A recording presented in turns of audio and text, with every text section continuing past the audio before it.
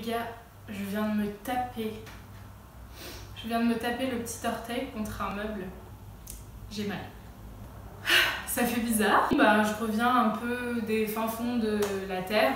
Je reviens après une longue période d'absence sur YouTube. J'en suis vraiment désolée pour ceux qui suivent, s'il y en a qui suivent assidûment. Voilà. La dernière vidéo que je vous ai postée avait été filmée un an auparavant. Enfin, c'était un petit peu galère, mais il m'est arrivé beaucoup de choses depuis début de cette année, en fait, depuis début de l'année 2018. Je vais bien, mais ça pourrait aller mieux, et ce qui m'est arrivé à moi arrive aussi à des millions de gens, et en fait je me dis que d'en parler ça pourrait peut-être aider les gens, donc ça, vous aurez sans doute une vidéo un peu là-dessus. Mais aujourd'hui je reviens pour quelque chose d'un petit peu différent. J'avais envie de vous faire une petite vidéo, et justement par rapport à tout ce qui m'est arrivé, en fait j'ai appris certaines choses. Donc en fait la vidéo ce sera un peu comme un 5 produits, mais ce sera 5 choses que j'ai apprises durant cette période où ça n'allait pas fort. J'ai pas envie de vous faire une vidéo très longue parce que le but c'est pas que voilà, j'exprime énormément de choses dans cette vidéo. Je veux juste vous donner des points clés, des espèces de petits déclics pour que vous puissiez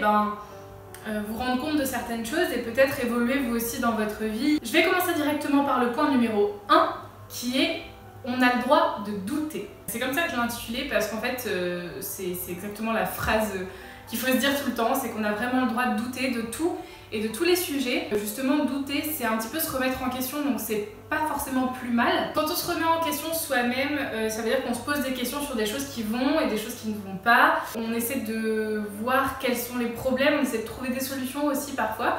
Donc c'est un petit peu ça le doute, c'est mettre le doigt là où ça va pas pour essayer d'arranger les choses. Le doute peut être passager ou à la fois très long, il faut savoir l'apprivoiser, c'est un petit peu compliqué parce que douter ça peut faire peur aussi sur certains sujets. On peut douter de qui on est, on peut douter de ce qu'on fait dans la vie professionnellement parlant, qui on est personnellement parlant, notre personnalité, et on peut aussi douter de nos sentiments envers les autres, envers notre copain ou notre copine ou nos parents ou nos proches. C'est un état d'esprit à apprivoiser et surtout il ne faut pas en avoir peur. Quand on doute, ça ne veut pas dire que forcément le pire va arriver. En fait le doute pour moi est souvent positif, c'est-à-dire que si on doute ça veut dire qu'il y a quelque chose qui ne va pas, il y a quelque chose qui cloche et ce quelque chose là on peut le changer en fait. Donc doutez vraiment de tout, essayez de vous poser des questions sur tout ce qui vous entoure, vos proches, vos sentiments, votre façon d'être. C'est important. Je pense que ça fait partie de qui on est, d'être soi-même.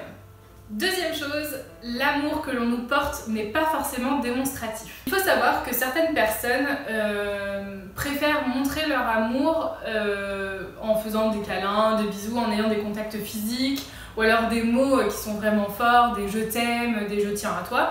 Et il faut savoir qu'il y a d'autres personnes en fait qui ne sont pas du tout démonstratives, c'est-à-dire que c'est des personnes qui vont tenir à vous, mais qui vont pas forcément vous dire je t'aime ou vous faire des câlins tout le temps ou vous envoyer des messages tous les 2 jours.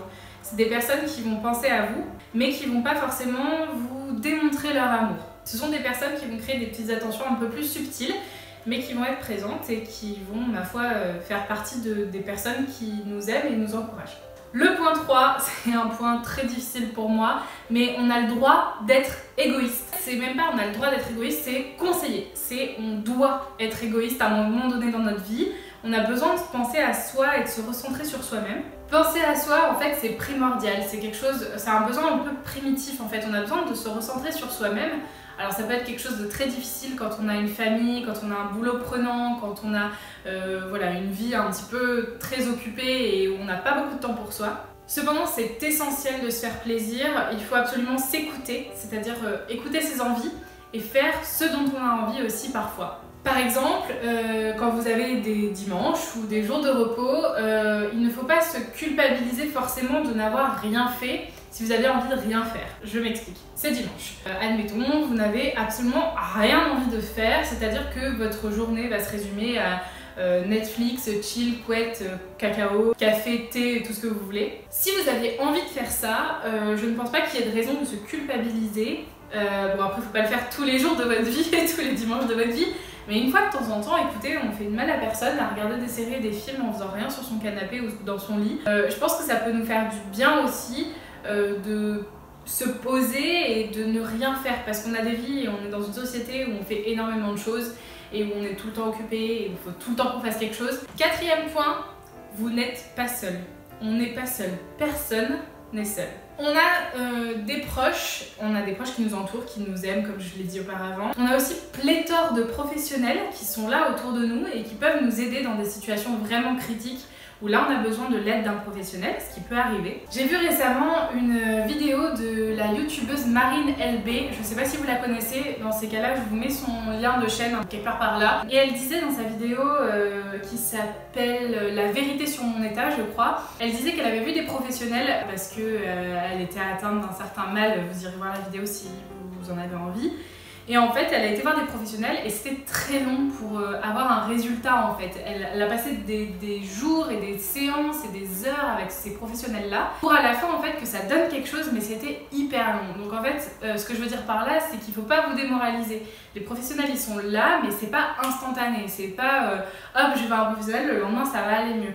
C'est un travail de longue haleine, il faut prendre son mal en patience, c'est très long. Il faut choisir aussi et accepter d'aller voir un professionnel et peut-être de se faire aider sur certaines choses. Mais je pense que les professionnels sont là aussi pour nous épauler et justement de faire en sorte que nous ne sommes pas seuls.